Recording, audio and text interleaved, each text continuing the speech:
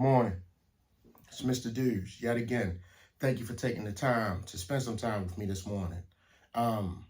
Yesterday, I had the privilege of being a guest on my first podcast.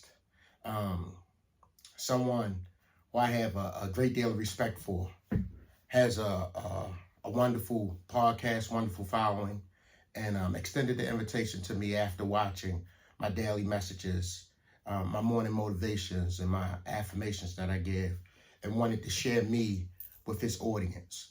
The podcast is entitled Ocean's View, OSHIN apostrophe S View. And as soon as I get the video in its entirety, or as I receive clips, I'll share it with you. And when it's ready to be uploaded on his page, I'll also share that information with you so you can go check it out. With that being said, part of our conversation yesterday, we talked about hip hop because that's what we talk about, but we also talked about parenting, fatherhood, right? So I shared my experience with my dad, who I lost in 2017 due to throat cancer complications, right? With that being said, those of you who know me know that my father had fell victim to societal ills, right? He was struggling with substance abuse issues practically my whole life. And it created resentment and animosity, right? Hardened my heart to a certain degree for many years, right? So there was a time where my father and I, because I always had the utmost respect for him, because though he was dealing with what he was dealing with in his personal life, he never left home, right? And that was the most important thing that he did. He was always there, right? And my home was a home nevertheless.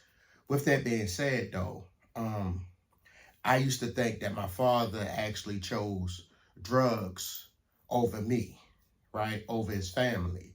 And I wrote about it in a little memoir about a year or so ago that I entitled Daddy. And I go in depth and share personally how substance abuse issues impact our community. But I made it even more personal, talked about how substance abuse issues impacted me directly. But with that being said, there was a time, one particular day, where my dad and I, we were hanging out on the porch with my cousins who were in town from New York. So we having a wonderful conversation. We laughing, everything is vibing. I'm about in my late 20s or early 30s. So I guess we took a bathroom break. Nevertheless, my father and I, we ended up in the kitchen around the same time at the refrigerator. And he stopped me and he said, man, he said, I know we didn't have the father-son relationship that you wanted.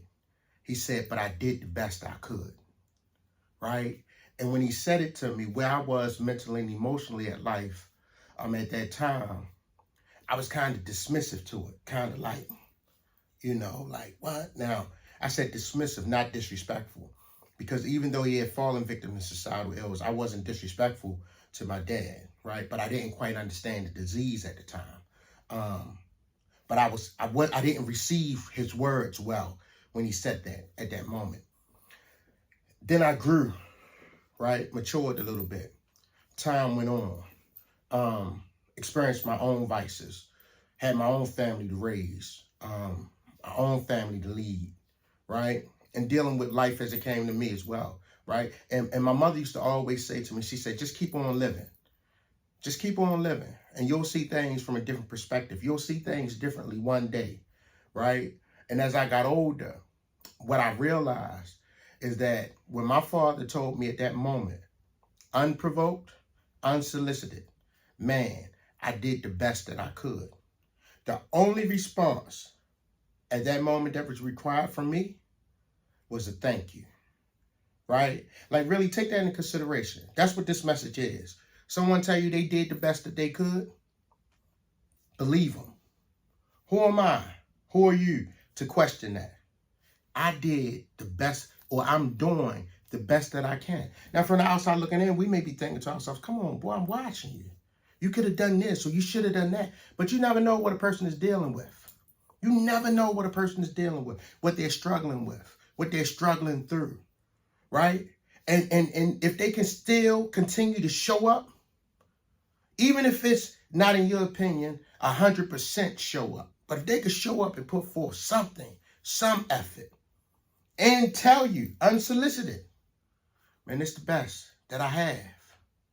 The only response to that is a thank you, right? I didn't realize that in my late 20s, early 30s. By the time my father passed away, I was in my mid 40s. I had lived a little longer, right? My perspective on life changed. It resonated. Those words resonated with me differently, right? It makes more sense to me now, right? Today's message is, let's be mindful. We all know from our personal experiences how tough life is. Nobody knows what we're dealing with internally. Nobody know the demons that all of us have to fight. You know, nobody know the issues, the trauma that we've dealt with or we're dealing with presently. But if I could still wake up every day, put forth effort, put a smile on my face, attempt to put a smile on your face, do what may be the minimum, the bare minimum in some cases, but it's the best I have in the midst of everything that I'm dealing with. The only true response to that is thank you, right? Because as I've stated, and as you know personally, it could have been completely different and could be completely different.